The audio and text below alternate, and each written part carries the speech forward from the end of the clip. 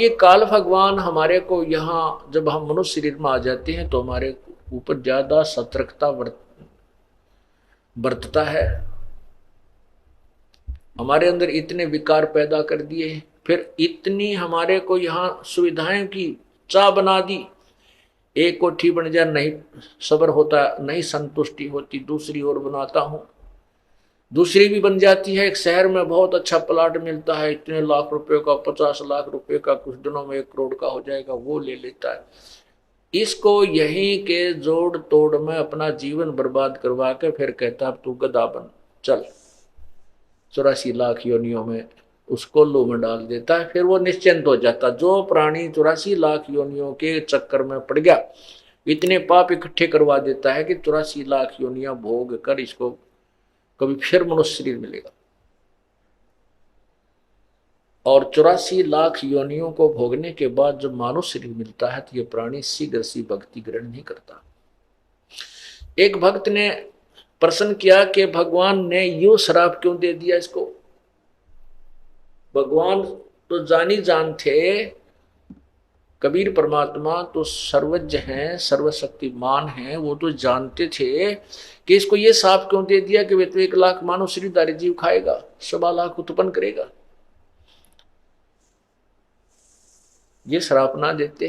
प्रथम तो परमात्मा की लीला को हम नहीं समझ सकते क्योंकि हमारी बुद्धि एक जीव की है, और जीव जितनी सोच सकता हमारी सोच उतनी, इतने प्रश्न उत्तर हम कर सकते हैं। अगर यदि परमात्मा इसको ये सजा ये नहीं देता, ये साफ समझो, चाहे इसके किए हुए कर्म का ये फल समझो, ये नहीं देता तो ये मनुष्य शरीर देता ही नहीं। और मनुष्य शरीर के बिना परमात्मा नहीं मिल सकता, हम भक्ति नहीं कर सकते।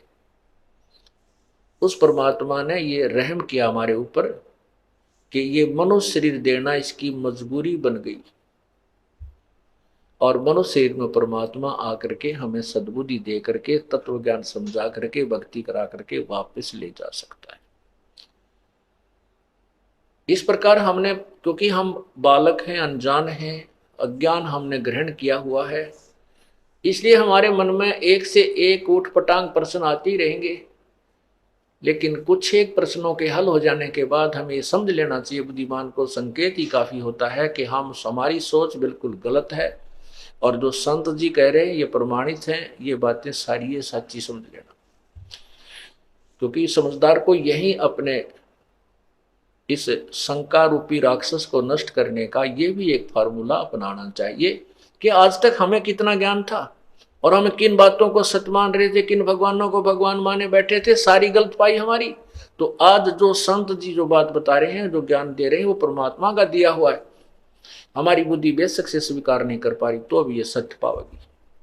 इस प्रकार भी अपनी शंकाओं को समाप्त कर देना चाहिए और भक्ति पर लग जाना चाहिए। क्या कहते हैं, यो सौदा फिर नाही रे संतो, ये सौदा फिर नाही, यो सौदा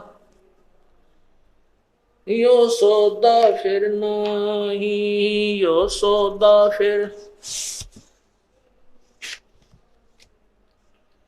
लोहे जैसा ताव जात है, लोहे जैसा ताव जात है, काया दे सराई रे संतो, यो सौदा फिर नाही, यो सौदा फिर नाही रे संतो, यो सौदा फिर नाही। 3 लोक और भवन चतुर्दश, 3 लोक और भवन चतुर्दश, सब जग सौदे आई रे संतो, यो सौदा फिर नाही, यो सौदा फिर नाही रे संतो। दूने तीने किए चौगने, दुगने तिगने किए चौगने, किन्हू मूल गवाई रे संतो, यो सौदा फिर नाही, यो सौदा। उस दरगाह में मार पड़ेगी, उस दरगाह में मार पड़ेगी, यम पकड़ेंगे बाही रे संतो, यो सौदा फिर नाही, यो सौदा। नर नारायण देह पायक, नर नारायण देह पायक, तू फेर 84 जाही रे संतो, यो सौदा फिर नाही, यो सौदा। जा सतगुरु की मैं बलिहारी, जा सतगुरु की मैं बलिहारी, जो जामन मरण मिटाई रे संतो, यो सौदा फिर नाही, यो सौदा। जा दिन की मोहे डरनी लागे, जा दिन की मोहे डरनी लागे, लज्जा रेक नाही रे संतो, यो सौदा फिर नाही, यो सौदा फिर नाही रे संतो। कुल परिवार तेरा सकल कबीला, कुल परिवार तेरा सकल कबीला, मसलत एक ठराई रे संतो, यो सौदा फिर नाही, यो सौदा फिर, सौदा फिर नाही। बांध पिंजरी आगे धर लिया, बांध पिंजरी आगे धर लिया, फिर मरघट को ले जाई रे संतो, यो सौदा फिर नाही, यो सौदा फिर नाही रे संतो। अग्नि लगा दिया जद लंबा, अग्नि लगा दिया जद लंबा, फूक दिया उस ठाई रे संतो, यो सौदा फिर नाही, यो सौदा। वेद बांध फिर पंडित आए, वेद बांध फिर गुरुजी आए, पीछे गरुड़ पढ़ाई रे संतो, यो सौदा फिर नाही, यो सौदा। नरसेती तू पशुआ की जय, नरसेती तू पशुआ की जय, गद्दा बैल बनाई रे संतो, यो सौदा फिर नाही, यो सौदा। ये 56 भोग कहाँ मन बोरे, 56 भोग कहाँ मन बोरे, कित कुरडी चरणे जाई रे संतो, यो सौदा फिर नाही, यो सौदा। प्रेत शिला पे जा विराजे, प्रेत शिला पे जा विराजे, पितरों पिंड भराई रे संतो, यो सौदा फिर नाही, यो सौदा। बोहर श्राद्ध खान को आए, बोहर श्राद्ध खान को आए, काग बहे कलमाई रे संतो, यो सौदा फिर नाही, यो सौदा। भाई जय सतगुरु की संगत कर दे, जय सतगुरु की संगत करते, तेरे सकल कर्म कट जाई रे संतो, यो सौदा फिर नाही, यो सौदा। अमरपुरी पर आसन होते, अमरपुरी में आसन होते, जहां धूप न छाई रे संतो, यो सौदा फिर नाही, यो सौदा फिर। सुरत नृत मन पवन पियाना, सुरत नृत मन पवन पियाना, शब्द शब्द समाई रे संतो, यो सौदा फिर नाही, यो सौदा फिर। गरीबदास गलतान महल में, गरीबदास गलतान महल में, मिले कबीर गुसाई रे संतो, यो सौदा फिर नाही, यो सौदा।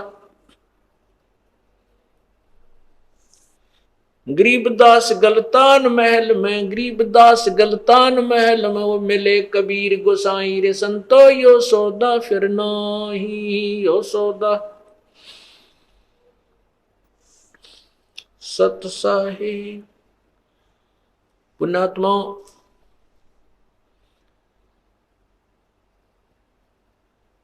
सत्संग एक ऐसा सथल होता है, ऐसा ये कॉमन प्लेस है, इसमें प्रथम कक्षा से लेकर के और अंतिम क्लास तक के पढ़ाई यही सामूहिक रूप से पढ़ाई जाती है। और इसमें पहली क्लास यानी प्रथम बार जो बच्चे आए हैं परमात्मा की, जो पुण्यात्मा आई है, उनको भी ज्ञान देना है, इस मार्ग पर को समझाना है। उनके लिए ये प्रथम ज्ञान जो है, इस शब्द के अंदर जो प्रथम क्लास में आते हैं उनको ज्ञान है, और साथ में जो चाहे अंतिम कक्षा में भी पढ़ रहे हैं उनके लिए भी ये एक विशेष प्रेरणात्मक है। क्योंकि जैसे हम प्रतिदिन वस्त्र पहनते हैं और चाहे हम बेशक कहीं धूल मिट्टी का कार्य भी नहीं करते हैं तो भी हमारे वस्त्र कुछ ना कुछ मैले शाम तक हो जाते हैं, पसीने से होते हैं या किसी और थोड़ी बहुत मिट्टी अवश्य लगती है। तो उसको हम प्रतिदिन नहीं तो दूसरे तीसरे दिन तो अवश्य ही साफ करना पड़ता है। इसी प्रकार हमारे अंतःकरण के अंदर संसारिक व्यवहारिक बातों का कुछ मैल जमता रहता है। उनको साफ करने के लिए सत्संग रूपी सरोवर में और इस ज्ञान रूपी जो सिमरन रूपी जो साबुन इसमें लगता है, इन दोनों के योग से ये मैल आत्मा का अंतःकरण का प्रतिदिन होने वाला भी साफ करना पड़ता है। तो इसलिए ये जो ज्ञान है, ये शब्द आपको सुनाया गया है, इसको अब विस्तृत ढंग से आपके सामने इसका सॉल्यूशन करते हैं, समझाते हैं। ये सौदा फिर नाही संतो यो सौदा फिर नाही। कहते हैं आगे गए ना बावड़े, आगे गए ना बावड़े, बावड़े माने वापस नहीं आए इस घर में जिसमें आप आपके माता पिता या छोटा भाई बहन कोई भी किसी कारण से पति पत्नी की मृत्यु हो जाती है, वो लौट कर आपसे नहीं मिलते इस घर में, इस जीवन में। और जो शेष बचे हैं वो भी चले जाएंगे। आगे गए न बावड़े रहते भी सब जाही, और बिन साहेब की बंदगी की ठौर ठिकाना नहीं। जैसे आपने सुबह के सत्संग में सुना था,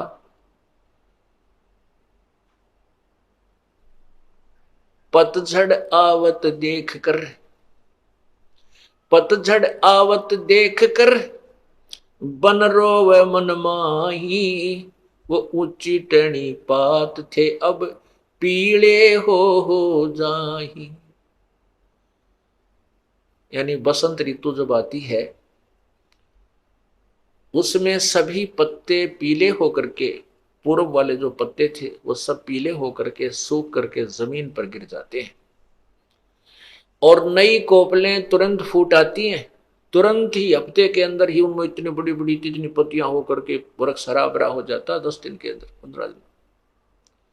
और पहले वाले पत्ते सभी टूट टूट कर नीचे गिर जाते हैं। कोई तो गंदे नाले में पड़ा है, कोई पशुओं के नीचे पैरों के नीचे कुचला जा रहा है, कोई कहीं उड़ रहा आंधी में, कोई इधर गिर रहा है, कोई इधर। तो ऐसे एक परिवार को समझाने के लिए वन वृक्ष और पत्ते का एक उदाहरण दिया प्रभु ने।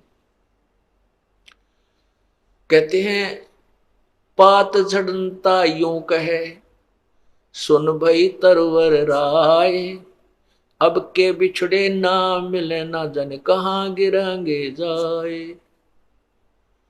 जैसे घर का सदस्य मृत्यु को प्राप्त हो रहा है, अंतिम श्वास गिन रहा है और वो कहता है भगवान ने पता नहीं कहां जन्म होगा, कहां जाऊंगा, कहां ठिकाना होगा मेरा। ऐसे उदाहरण देते हैं कि पत्ता गिरता हुआ वृक्ष से कहता है कि सुन भाई तरवर राय, अब के बिछड़े नहीं मिले ना जाने कहां गिरोगे जाए। तो उस पत्ते को सांत्वना देने के लिए पेड़ बोलता है, अर्थात जैसे कोई सदस्य शरीर छोड़ने को कि सतिथि में आ चुका है, मृत्यु निकट आ गई है, वो दुखी होता है क्या होगा, मरूंगा। तो दूसरे समझदार बुद्धिमान व्यक्ति कहते हैं भाई यहाँ तो सभी ने मरना है, आप आज मर रहे हो, हमारा कल को नंबर है, यहाँ तो कोई रहना ही नहीं है। तो उसको सांत्वना मिलती है और वो शरीर अपना आसानी से छोड़ देता है। तो यहाँ तरवर उस वृक्ष, वो वृक्ष कहता है, तरवर कहता पात से सुनो पात एक बात, यहाँ की यह रीति है एक आवे एक जात। इस काल के लोक में जन्म और मृत्यु तो हार्ड एंड फास्ट रूल है, यहाँ तो ये होगा ही होगा। यहाँ की ये रीत है, ये रूल है, नियम है, एक आ रहा है एक जा रहा है, एक मृत्यु हो रही है एक जन्म ले रहा है।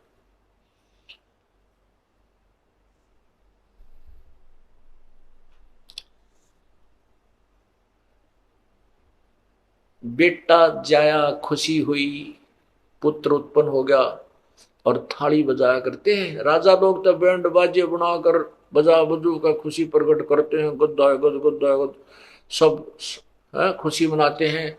वे राजा का लड़का हुआ है, सारे शहर में खूब गाने बजाने होते हैं। और गरीब व्यक्ति का लड़का हो जाता तो अपनी थाली का डंडे मार कर अपनी खुशी प्रकट करा करता था। पड़ोसियों को पता हो जाता है भाई उनके कोई भाई बच्चा होने वाला था, तो लड़का हो गया है। परमात्मा कहते हैं कि इन अज्ञानी लोगों ने, ऋषियों ने, महर्षियों ने हमारे को इतना मूर्ख बना रखा था कि जिसका लड़का नहीं है उस व्यक्ति का मोक्ष नहीं। और लड़के की कहाँ आवश्यकता पड़ती है? श्राद्ध निकालने में। लड़के की आवश्यकता पड़ती है अंतिम संस्कार करने में। इसलिए पुत्र नहीं है तो उसकी गति नहीं। बहुत तेरा गजब हुई। लेकिन ऐसा नहीं है, ये तो काल का व्यवहार है। उस परम पिता के दरबार में, उस परम पिता के मार्ग में ऐसा नहीं है। लड़के और लड़की में कोई अंतर नहीं है। और सभी यहाँ काल की जेल में हैं। हमने यहाँ से मोक्ष करवाना है, उसके मोक्ष की विधि अलग है। अब जैसे श्री कृष्ण कहते हैं श्राद्ध अवश्य निकालने चाहिए, श्राद्ध निकालने से उसका मोक्ष होता है, नहीं तो उसकी गति नहीं होती। अब श्री कृष्ण जी के सामने सारे यादव मर गए, बेटा वीर, बेटे वीर, पोते वीर, पोते वीर, सारे मर गए, और कृष्ण जी भी मर गया। उनकी किसने श्राद्ध निकाले? भाई घर वाले नहीं काटे तो उनका श्राद्ध नहीं माना जाता। बेटे बिना श्राद्ध नहीं होता, तो किसने किया फिर उनका? वो तो रह गए मोक्ष के बिना। तो इस प्रकार पुण्यात्माओं ये हमें भ्रमित किया हुआ था। तो अब हम उसी विषय पर चलते हैं। बेटा जाया खुशी हुई, बहुत बजाए थाल, ये तो आना जाना लगा हुआ है ज्यों कीड़ी का नाल। साथी हमारे चले गए, हम भी चालन हारे, कोई कागज में बाकी रह रही, तात लगी है वारे। हमारे साथी चले गए, किसी की पत्नी गई, किसी का भाई गया, मृत्यु होगी, और कहते वो चले गए, हम भी चालनहार हैं, हम भी चलने वाले हैं, हमारी कोई कागज में बाकी रह रही है, यानी अभी हमारे सांस शेष रहते हैं। जिस दिन वह पूरे हो गए उसी दिन अपनी भी कड़च हो जाएगी। चलो भाई, इसलिए क्या कहा जाता है, यो सौदा फिर नाही रे संतो, यो सौदा फिर नाही। ये सौदा, ये मानुष जीवन, और इस मनुष्य जीवन के अंदर हमारे को, इस मनुष्य जीवन के अंदर हमारे को तत्व ज्ञान प्राप्ति और पूर्ण संत की प्राप्ति, पूर्ण भगवान का मार्ग मिल गया, और फिर भी हम भक्ति नहीं करते हैं, तो हमारे जैसा नालायक नहीं। फिर हम इस काल के जाल में अगर रह गए, इन सुविधाओं को हम सुख मान बैठते हैं, तो फिर हमने कुछ नहीं समझा, ना ज्ञान सुना। अब क्या बताते हैं कि ये सौदा फिर ना ही संतो, ये मनुष्य जीवन का प्राप्ति होना बार बार नहीं होता। ये बहुत ही पुण्य कर्मों के संयोग से मानव शरीर मिलता है, और भी ज्यादा पुण्यकर्मी प्राणी जिनका अब इस समय में जन्म है। अब ये तत्व ज्ञान का प्रचार हो रहा है, इस तत्व ज्ञान का सूर्य उदय हो रहा है। अब इस समय में ये एक भक्ति काल बोलते हैं इसको, भक्ति काल, भक्ति समय, और ये बहुत समय तक चलेगा। अब जिसके जन्म होगा और ये मार्ग जिसको मिल गया उसका मोक्ष निश्चित होगा, यदि वो मर्यादा भंग नहीं करेगा, कानून नहीं तोड़ेगा, मालिक के नियमों को नहीं तोड़ेगा, तो वो पार होगा। तो कहते हैं ये मनुष्य जीवन का मिलना, ये सौदा फिर ना ही संतो, यो सौदा फिर ना ही।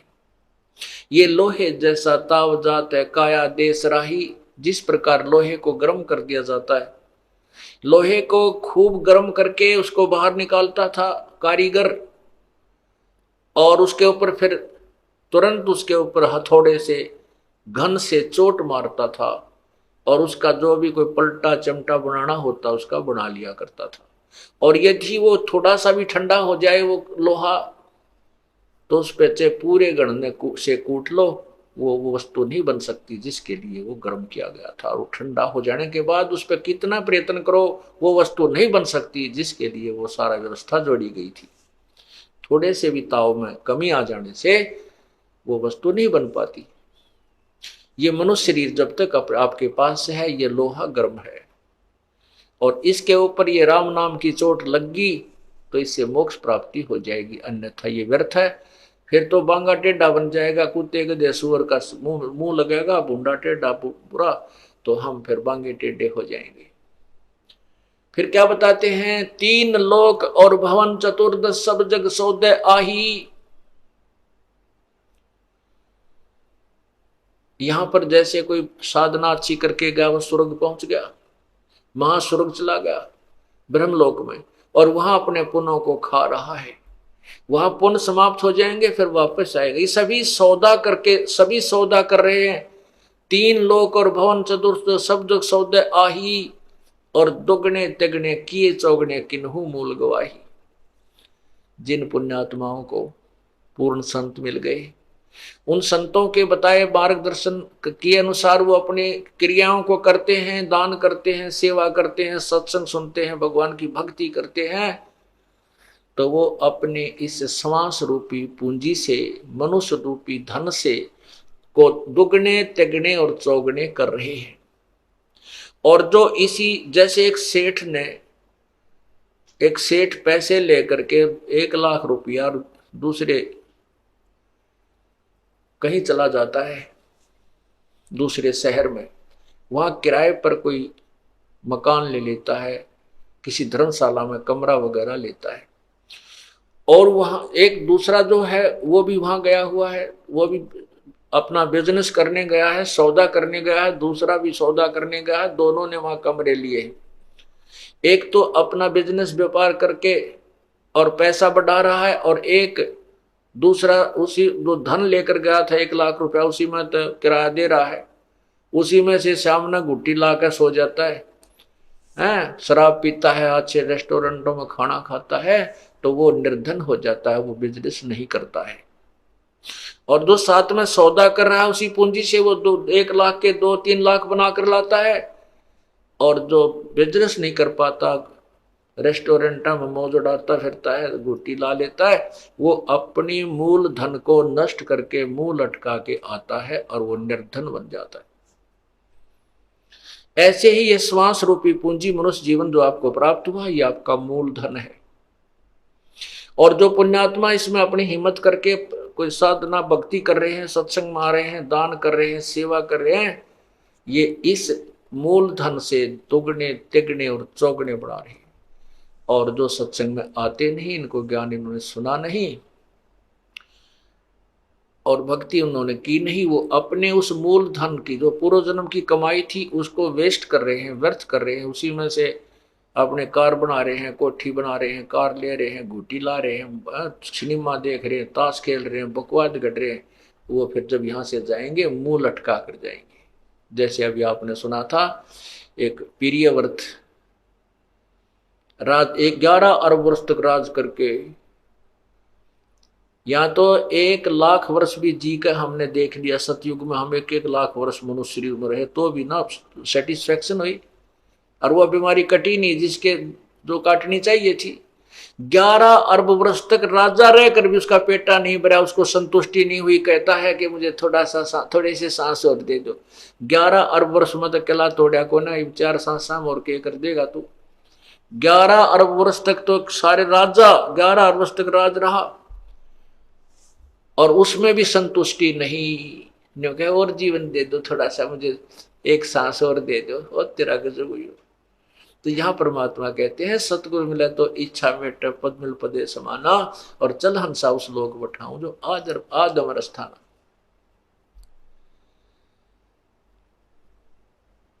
तीन लोक और भवन चतुर्दश सब जग सौदे आही, दुगने तिगने किए चौगने किन्हो मूल गवाही।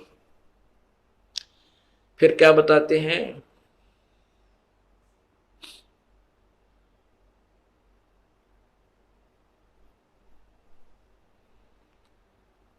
उस दरगाह में मार पड़ेगी, जम पकड़ेंगे बाही। उस पर धर्मराज के दरबार में यम के दूत, जो यहाँ पर कोई सारी पृथ्वी का राजा है जिसने भक्ति नहीं की, वो अपना पिछले जन्म का जीवन ही व्यर्थ किया, उसने वही वही मलाई खाई है। और वहां ले जाकर के बाजू पकड़ कर ले जाते हैं और वहां खड़ा कर देते हैं धर्मराज के सामने। उस दरगाह में मार पड़ेगी, जम पकड़ेंगे बाही, और वह दिन की डर नहीं लागे, लज्जा रह नाई।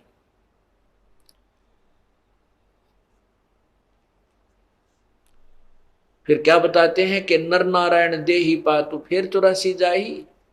इतना सुंदर शरीर भगवान ने अपने जैसा शरीर आपको दिया है। नर का जो शरीर है नारायण जैसा है, परमात्मा अपने ही जैसा है, अपने ही उनियार है, अपना सृजनहार।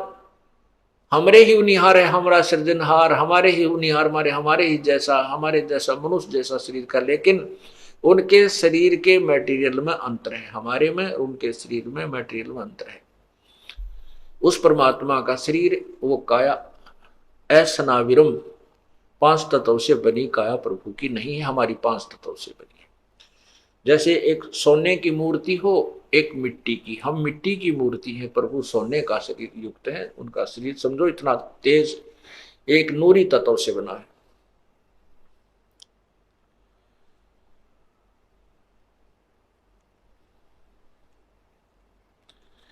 फिर क्या बताते हैं कि कुल परिवार तेरा सकल कबीला मसलत एक ठराही, कि नर नारायण दे ही पातों फेर 84 जाही। इतना सुंदर शरीर भगवान ने दिया, इसमें कितनी सुविधाएं दी आपको और कितनी समझ दी, और फिर ऊपर से मेरे जैसा दास भेज के आपको ज्ञान दिया, और फिर 84 लाख योनियों में जाने की तैयारी कर रहा है नादान। कहते हैं जा सतगुर की मैं बलिहारी, जो जामन मरण मिटाही। वैसे तो संत बहुत हैं, कोई कहीं तक का ज्ञान देता है, कोई किसी तक का ज्ञान देता है। कहते मैं तो उस संत के सतगुर के ऊपर बलिहारी हूं, जन्म और मृत्यु के दीर्घ रोग को समाप्त कर दे। जब मृत्यु हो जाती है, घर वाले तो हाहाक डगरा डगरा कर रो रहे होते हैं, टक्कर मार रहे हैं, कुल के लोग इकट्ठे होते हैं और वो कहते हैं वैसी घर उठाओ, अब तो हो लिया काम। घर के सदस्य नहीं उठा सकते, उस लाश को अपने हाथों नहीं ले जाकर फूंक सकते, उनकी हिम्मत नहीं रहती। परिवार के सदस्य आसपास के इकट्ठे होते हैं, कुल के लोग, और उनको सांत्वना देते हैं और वो अपने काम में लग जाते हैं। कोई वह पिंजड़ी बांधन लग जाता, अर्थी जिसे कहते हैं, कोई लकड़ियां ले ले चल पड़ता, कर दो शुरू फटाफट। कहते हैं कुल परिवार तेरा सकल कबीला मसलत एक सलाह की एक ठहराई, और बांध पिंजरी आगे धर लिया मरघट में ले जाए। अग्नि लगा दिया जद लंबा फूक दिया उस ठाही।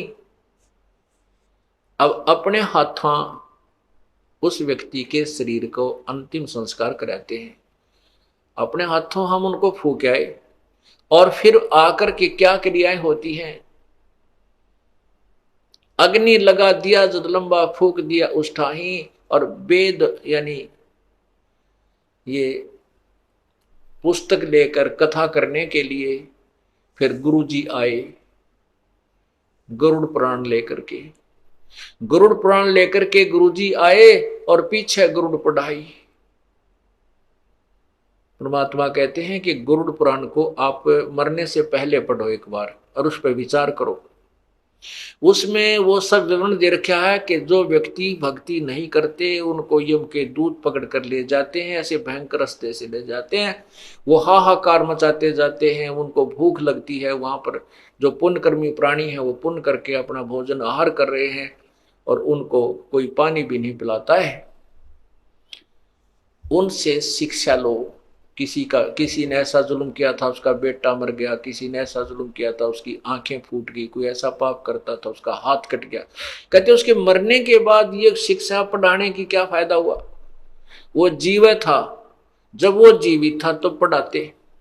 वो उस जो गरुड़ पुराण के लिखे हुए लेखों को पढ़कर सतर्क होता, बुराइयों से बच जाता, पाप ना करता। अब वो मर चुका है, उसकी तो जो भी आगे योनि मिलनी है, मनुष्य बनना है, पशु बनना है, पक्षी बनना है, वो तो तैयारी हो चुकी। और अब गरुड़ पुराण पढ़ाते हैं उसकी शांति के लिए। परमात्मा फिर क्या कहते हैं, वेद बांध फिर पंडित आए, वो गरुड़ पुराण लेकर के फिर पंडित आए, पीछे गरुड़ पढ़ाई। नरसेती तो पशुआ की जय गद्दा बैल बनाई, ये 56 भोग कहा मन भोरे की तकुरडी चढ़ने जाई।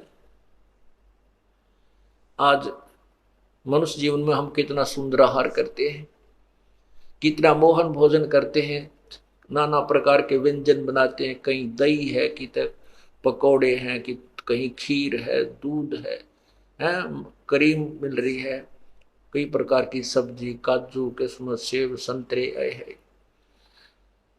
और एक परमात्मा की भक्ति ना करने से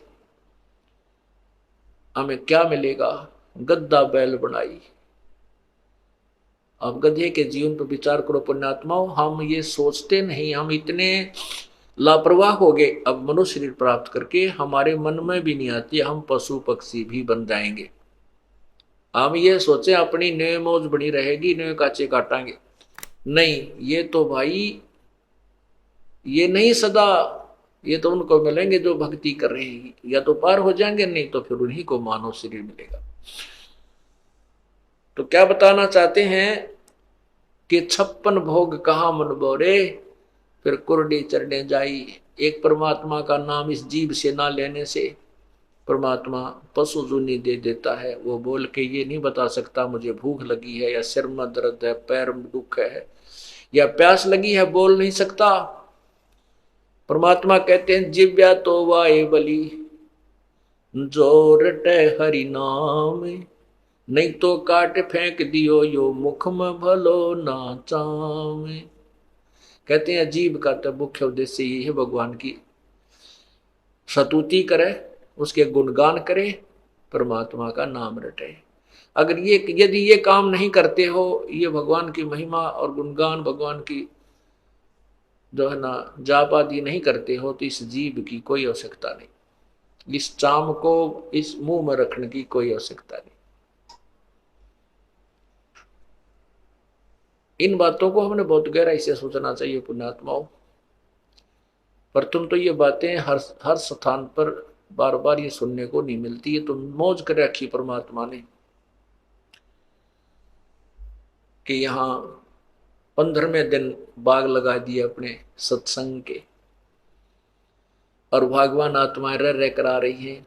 देख कितना दयालु है ये परमात्मा, अपनी प्यारी आत्माओं को पहले तो सुख देता है, दुखों को दूर करता है, और फिर इनको रुचि बनाता है कि ओहो देखिए पैसा मेरा वहां बर्बाद होना था, आज भगवान के पुण्य में लग रहा है, ये समय मेरा वहां हॉस्पिटल में लगना था या किसी और वहां लगना था, और आज परमात्मा के चरणों में आ रहा हूं। वो आने की हिम्मत भी देता है, दान करने के लिए पैसा भी देता है, और अंदर से प्रेरणा भी करता है। करे करावे साइया ये मन में लहर उठा, दादू सिरदर जीव कहो आप बगल हो जा। करे करावे साइया मन में लहर उठा, और दादू सिरदर जीव के आप बगल हो जा।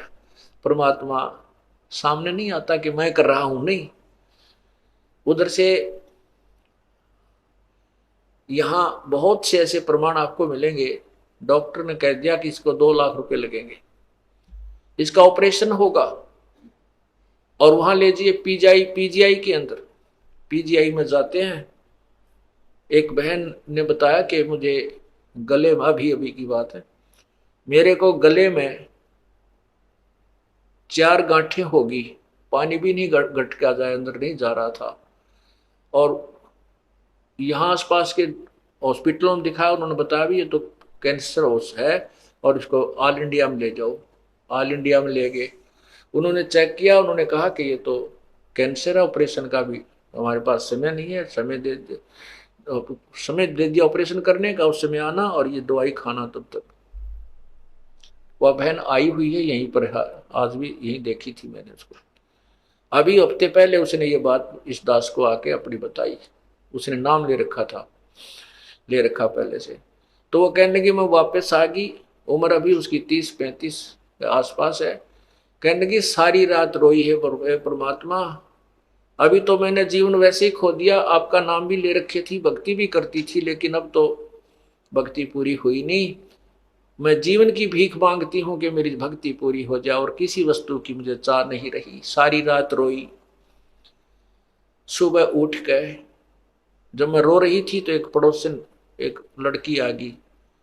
अक्के बात हो गया, कहने लगी मेरा तो ऐसे ऐसे भयंकर बीमारी होगी, मरूंगी मैं, छोटे छोटे बच्चे मेरे।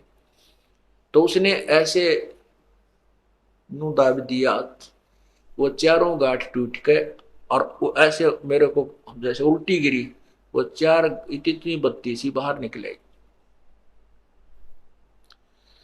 उसको हमने लिफाफे में डाला और जिस दिन ऑपरेशन कराना था उस दिन वहां ले गए उसको, उनको भी ले गए, आप भी गई। डॉक्टरों को दिखा, डॉक्टर कहने लगे ये तो इन का तो हमने ऑपरेशन करना था, तू आप कर लाई।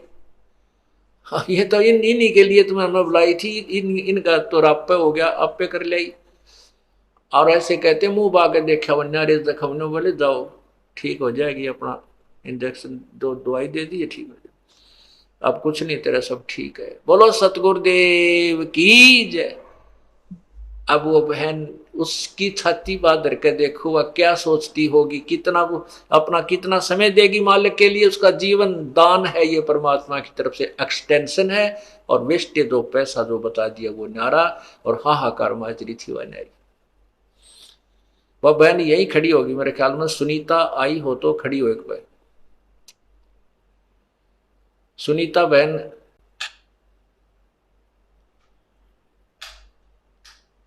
वो चली गई होगी फिर।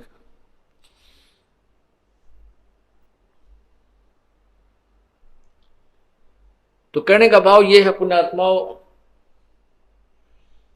अब कहते हैं करे करावे साइया मन में लहर उठा। अब उस बहन की कितनी रुचि दान में भी, सेवा में भी आगे खड़ी रहा करेगी, सत्संग भी सुनने आया करेगी कि मुश्किल से भगवान ने दोबारा जीवन दिया है। तो ऐसे ही ये परमात्मा हमारे जन्म मरण के रोग को जड़ से निकालेगा। तो क्या बताते हैं, नर से तीतू पशुआ की जय गद्दा बैल बनाई, ये 56 भोग कहाँ मन बोरे, कहीं कुरडी चरने जाई। ये 56 भोग कहाँ मन बोरे। पुण्यात्मा बहुत गहराई से सोचा करो इन बातों को जो आपको बताई जाती है। कोई शौक नहीं है, हम कह रहे हैं तुम सुन रहे हो, ये कहन सुन तक नहीं रखना। ये बातें कहन सुन की नहीं, ये कर पाड़ने की हैं। ये केवल सुनन तक सीमित नहीं रखना, इनके ऊपर कदम टू पॉइंट आपने चलने का प्रयत्न करना है। सहारा भी भगवान देगा, कबीर परमात्मा आपको सहारा भी देगा। हम उसी के सहारे से इस काल के साथ संघर्ष कर सकते हैं। जीव के बस की, जीव के कोई औकात नहीं है। कहते हैं ब्रह्मा का आसन खिसा जब सुनी काल की गाज। यो काल जब धाड़ता है, गरजता है, ब्रह्मा जैसे, ब्रह्मा विष्णु महेश जैसे के जो है ना, उसके आसन भी थर्राने लग जाते हैं। और अर्जुन जैसा योद्धा देखकर उस काल को कांप रहा था, तो बाकी किसके विषय में कहें कि इस काल से कौन सुरक्षित हो सकता है। ये तो कबीर परमात्मा के सामने इस काल की दाल नहीं गलती। नहीं तो 21 ब्रह्मांड में यो सब के ऊपर प्रभु है, केवल कबीर परमात्मा के सामने ये नतमस्तक हो जाता है। उसकी चर्चा के जहां चलते वहां आसपास भी नहीं रहता ये।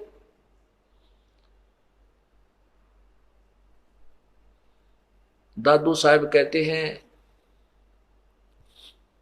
केरी नाम कबीर का ये विषम काल गजराज, दादू भजन प्रताप से यो भाज्य सुनकर आवाज। जैसे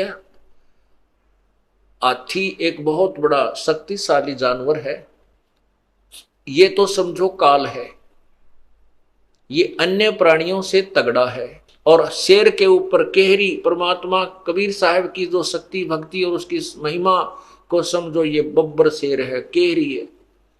और हाथी कितना तगड़ा हो और शेर एक दाड़ मार दे तो हाथी लीद कर देता है, इतना घबरा जाता है हाथी शेर की चिंगाड़ सुनकर, दहाड़ सुनकर। ऐसे ही कबीर परमात्मा के नाम से काल इतना भयभीत हो जाता है कि ये लीद कर जाता है, उस आसपास के क्षेत्र को छोड़ जाता है। ये सत्कर मानना। तो कहने का भाव ये है कि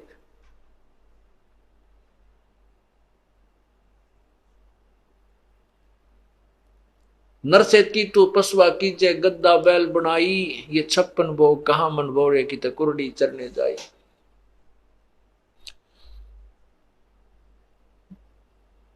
फिर क्या बताते हैं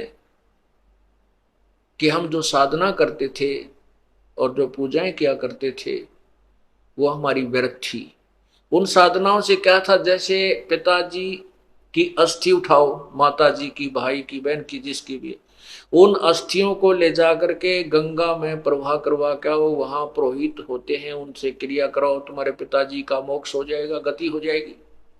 वो भी करवा दिया पिताजी की गति कराने के लिए, माता जी की गति कराने के लिए। उसके बाद क्या हुआ कि अब इसके जो है ना श्राद्ध निकालो, 13वीं करो, फिर 17वीं करो, महीना करो, फिर वर्ष छठा महीना करो, फिर वर्षी करो। किस लिए? कि इसकी गति होगी। फिर कहते हैं अब श्राद्ध निकालो, इसकी गति हो जाएगी, श्राद्ध कर निकालो। परमात्मा कहते हैं अरे तेरा गजब हुई, गति कराने लगे थे, कहां से और कहां जा छोड़ा। क्या कहते हैं, परेत शिला पे जा बिराज पितरों पिंड भराई, बहुर श्राद्ध खान को आए काग भय कलमाही। अब श्राद्ध के दिन आओगे, आज सोच लग जाएगा परसों चौथे। अब देखना, देखिए भगवान किसे बौड़े बना रखे हमारे कोई नादानों ने। जबकि आपको दिखाया था विष्णु पुराण में कि श्राद्ध में क्या लिखा है कि पितरा के श्राद्ध करे तो 2, 4, 8, 2, 4, 6 ऐसे कहते, 2 ब्राह्मण हो, 4 हो, 6 हो, 8 हो, हैं इवन नंबर में। और पितरा के उसके करे, भूता के करे, प्रेतों के तो 1, 3 ऐसे 6 इस प्रकार, मतलब 5, 6 ना हो, 5, 7, जिस तो 2 से डिवाइड ना हो, इतनी संख्या के ब्राह्मण जमाने चाहिए। और फिर लास्ट में ये लिख रखा है कि एक योगी अगर 1000 ब्राह्मणों के सामने बैठा दिया जाए तो उन ब्राह्मणों का भी पेड़ा पार कर, यजमान का भी करे। तो फिर पुण्यात्मा आप जो है अब योगी हो गए हो। गीता जी में लिखा कि अर्जुन कि जब दूसरे अध्याय का 46वां श्लोक है कि अर्जुन जब नाना प्रकार के भ्रमित करने वाले, नाना भिन्न भिन्न प्रकार के भ्रमित करने वाले ज्ञानों से जब तेरी बुद्धि हटकर एक ज्ञान पर रुक जाएगी तब तो तू योगी होगा। तो ये तत्व ज्ञान सुनने के बाद जो भिन्न भिन्न भ्रमित करने वाले ज्ञानों से तेरी बुद्धि हट जाएगी तब तो तू योगी होगा, तब तो तू भगत सही बनेगा, तब तेरी भक्ति प्रारंभ हो जाएगी। तो यहां लिखा है कि कोई योगी 1000 ब्राह्मणों के सामने एक योगी यानी तत्वदर्शी संत से प्राप्त नाम प्राप्त प्राणी उनको उनके सामने ला दिया जाए तो उन ब्राह्मणा का भी उद्धार करे, यजमान का भी, क्योंकि वो ज्ञान सुनाएगा, परमात्मा की यथार्थ कथा सुनाएगा, उस सच्चा ज्ञान बताएगा और परम संत के पास ले जाकर पूरे परिवार का भी और उन ब्राह्मणों का भी कल्याण करवाएगा, उनको ज्ञान समझाएगा, उनका बेड़ा पार करवा देगा।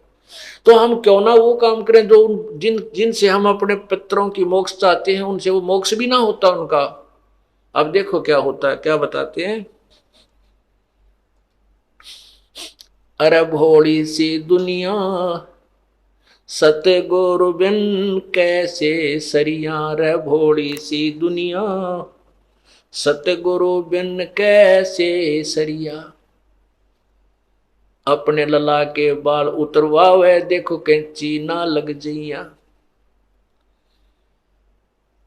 एक बकरी का बच्चा लेके उसका गला कटैया, रे भोली सी दुनिया सतगुरु बिन कैसे सरिया। कहते हैं एक बुढ़िया जाया करे गुड़गांव माड़ी पर या अपने इष्ट स्थान पर जिसकी पूजा है कि लड़के या लड़की के बाल उतरवा काने, पहले जो बच्चा जन्म होता है वो सूचे बाल भगवान का चढ़ाने उस धाम पर चढ़ा कर आएंगे। और वहां जाते हैं, बुढ़िया अपनी पुत्र वधू को साथ ले जाती है और साथ में पोता या पोती होती है। वह नाई बैठा होता है उस इष्ट धाम में बाल तारनिया काटनिया। तो बुढ़िया कहती है अपने उस नाई को के भाई नाई के देख पोता या पोती जो भी है मेरे बेटे या बेटी का कच्चा सिर से भाई सहज सहज कदे कैंची लाग जाए, देख रहे सहज सहज बाल काटिए। और फिर वहां मूर्ख बना रखा है उन अनजान लोगों ने, पुजारियों ने और गुरुओं ने कि माता के एक बकरा चढ़ा तेरा बेटा बेटी सुखी रहेगा।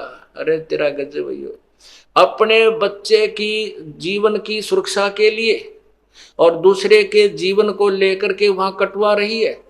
और अपने बच्चे को तो इतना प्यारा लगे, इतना कैची लगने का भी डर, और एक बकरी का बच्चा लेकर उसका गला कटवा दिया, उसको भेंट चढ़ा दिया उन मूर्खों के कहने से वहां पत्थर की बनाई हुई मूर्ति पर।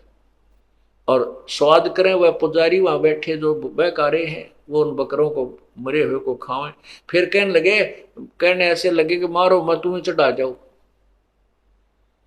क्यों फिर उसने वो अपना कितौर बेचे, घने कट जाते वह खराब हो जाता, वो सारे न खा नहीं सकते मोटे पेटों वाले। तो इसलिए उन्होंने अपने हिसाब से समाज को गुमराह करते रहे।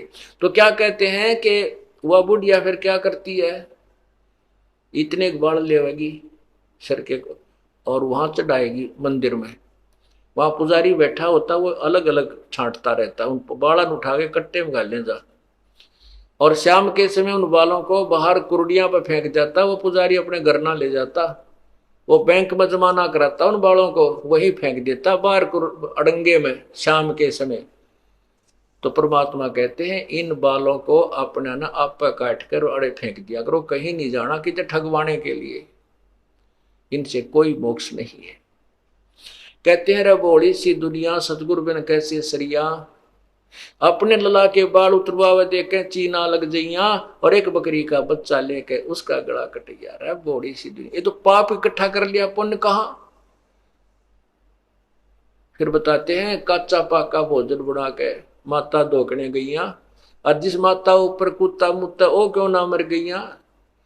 एक कैसा देखा हम खुद पूजनिया में है, हमारे माता पिता दादा दादी रह जाया करते, एक 4 ईंट ला रखी, इतना बना रखा चूल्हा साइड में ऊपर तक ढक के, और कहते हैं यहाँ, और वो ऐसा बना करते माता का आधे कच्चे गुलगुले आधे पूरे कच्चे पाके नो गेर ग्यार का उसमें, और वहां डालने पता था जाने कुत्ता न खाना हो तो माता की खावा थी, तो वहां डालते उस माता के उस धाम पर स्थान पर। और वो तो नीचे उतर दे भी कोई नहीं, पूजा करनी है, कुत्ते जब उसी समय चढ़ जाते, उन सारे माता के आहार को कुत्ते खाया करते थे, और चलते समय उसी माता के सिर में धार मार काटते पेशाब करते थे।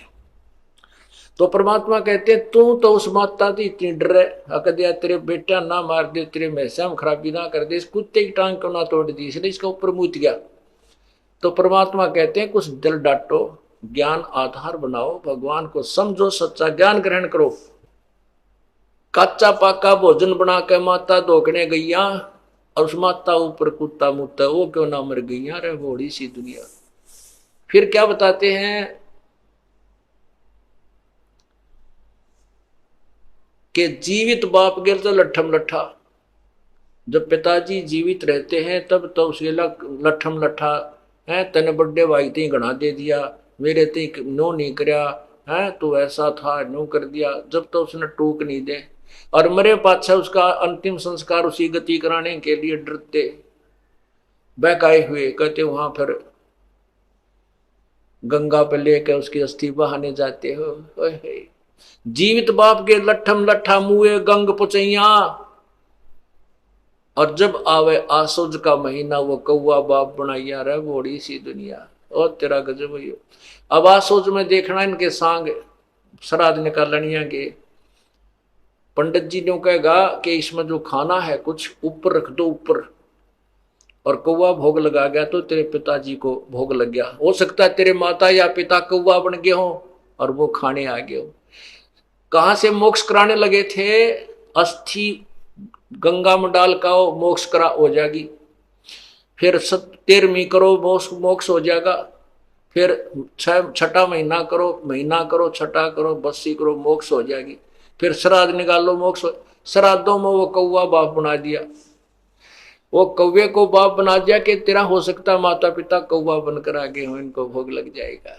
ओए होए, क्या कहते जय सतगुरु की संगत करते तेरे सकल कर्म कट जाई, अमरपुरी पर आसन होते जहां धूप ना छाई।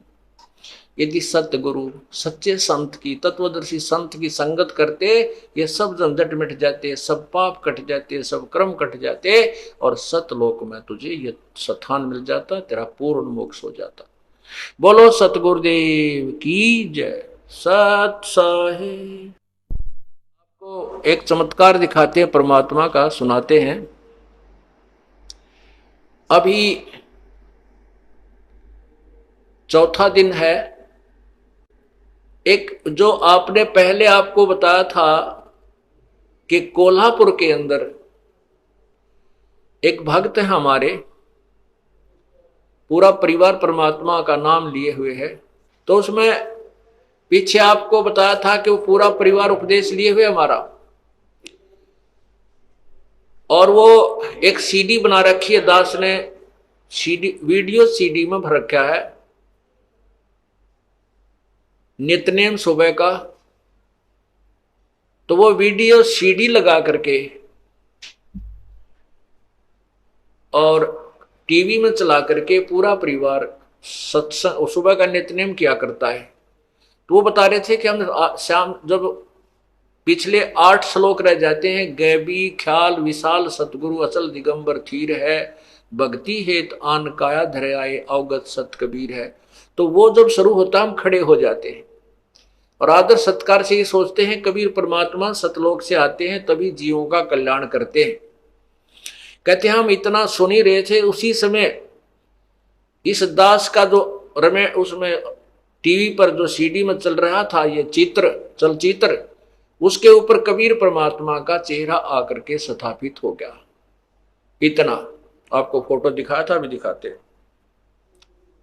तो उसमें इस दास के चेहरे पर परमात्मा का चेहरा टीवी में आकर के ऐसे चिपक गया।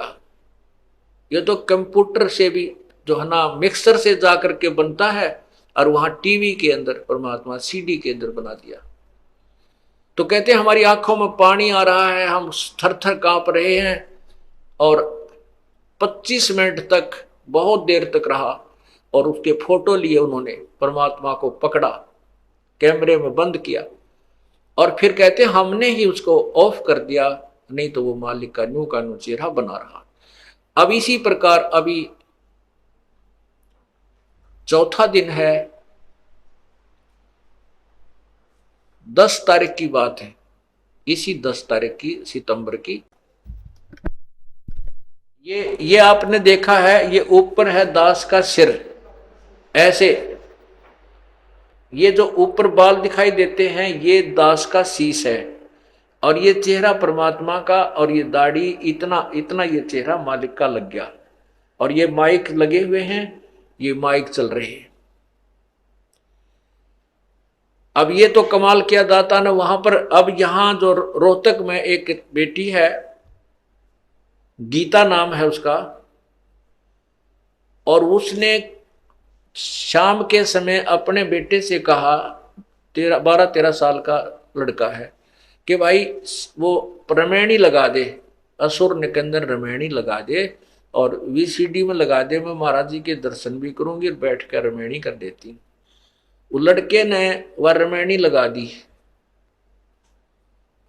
और मंगलाचरण शुरू होते ही वो लड़का तो निकल गया बाहर, कहने की मैं बैठी बैठी वो रमैनी कर रही थी। मंगलाचरण पूरा होने वाला था, इतने में परमात्मा उस फोटो में एक और फोटो रखा कबीर साहब का मेज के ऊपर, बाहर को मुंह किया हुआ कबीर परमेश्वर का फोटो, छोटा सा इतना का है। न बोली वो फोटो इतना बड़ा हो गया कि टीवी की स्क्रीन पर आ गया पूरा ही। मैंने सोची टीवी जो है ना सीडी बंद होगी और ये चित्र रुक गया। इतने में आप जो रमैनी कर रहे थे उस चलचित्र में आपका चित्र था, वो कबीर साहब के चेहरे के ऊपर आकर फिट हो गया और वो रमैनी चल रही है, रमैनी की आवाज चल रही है और फोटो हंग है। उसने उसी समय फोन किया हमारे भक्त बसंत जी के पास कि भाई ऐसे ऐसे कमाल हो गया, परमात्मा ने कमाल कर दिया और यहाँ से हो रहा है, महाराज जी से बात करा। तो मेरे से बात हुई, न बोली जी मैं क्यों कैसे दिखाऊं आपको, कमाल कर दिया, अनहोनी कर दी है, ऐसे ऐसे आपका चेहरा भगवान के चेहरे के ऊपर लगा हुआ है, रमैनी चल रही है और वो आवाज आ रही उसकी और फोटो डट रहा है। मैंने कहा बहन ऐसे करो बेटी, उसका फोटो लो, परमात्मा ने पकड़ो, मालिक आए हैं तो प्रत्यक्ष होने लग रहे हैं, पकड़ो मालिक को, उठा जात मिल जाए। तो कहने लगी जी हमारे मोबाइल में कैमरा को नहीं, वो लड़का भी बाहर निकल गया। फिर मैंने भगत से कहा किसी और भगत को संदेशा दे दो, वो आकर के फोटो ले ले। उसी समय पड़ोस में ही हमारे भक्त सतपाल का परिवार रहता, वो दोनों बच्चे लड़के, उनको संदेशा मिला। इतने में वो लड़का उस वाला आ गया, लड़की बेबे वाला, और कम से कम 10-15 मिनट की रमैनी 10 मिनट की रमैनी हो चुकी थी। उसने कहा अपने बेटे देख रहे हो परमात्मा की ने कैसी लीला कर दी। उस लड़के ने देखा तो वो बोली जा फटा जल्दी जा, उनको बुला के ला, दीपक और रितु को। और भाई इतना ऐसे कर, इसने तू पुश कर दे, रोक दे, यू कर दे, आवाज बंद कर दे। फोटो तो हंग था, आवाज चल रही थी, इसने आवाज को बंद कर दे, कहीं वो आवाज इतने बंद ना हो जाए, चित्र चला ना जाए। वो लड़का उस सीडी को पुश कर गया और भाग कर उस रोक गया। वो लैब ला करके 2 मिनट में आ गए बच्चे। आते ही उन्होंने 5-6 फोटो खींचे और उसी समय लेकर के वाला बहन भी और वो लड़के भी यहाँ पहुंचे दास के पास। रो और बताओ बेटी, रो और बताओ कि ऐसी अनहोनी मेरी आंखों के सामने वो छोटा सा चित्र मालिक का पूरा हुआ और आपका चेहरा उसमें समा गया। वो देखिएगा, अब आपको दिखाते हैं, ये देखो, ये देखिएगा।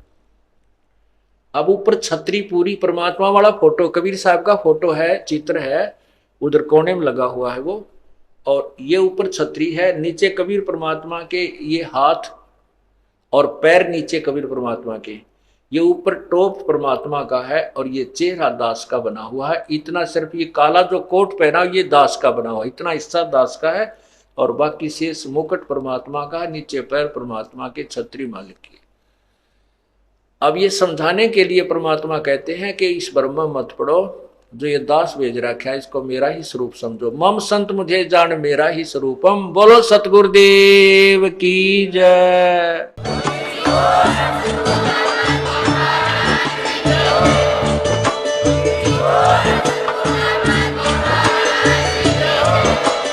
आप सुन रहे थे जगत गुरु तत्वदर्शी संत रामपाल जी महाराज जी के मंगल प्रवचन। अधिक जानकारी के लिए विजिट कीजिए हमारी वेबसाइट www.jagatgururampalji.org। संत रामपाल जी महाराज जी के शुभ आशीर्वाद से पूरे विश्व भर में 500 से भी ज्यादा नाम दीक्षा केंद्र हैं, जिन पर संत रामपाल जी महाराज जी द्वारा ऑनलाइन निशुल्क नाम दीक्षा दी जा रही है। अपने नजदीकी नाम दीक्षा केंद्र का पता करने के लिए संपर्क करें 8222880541।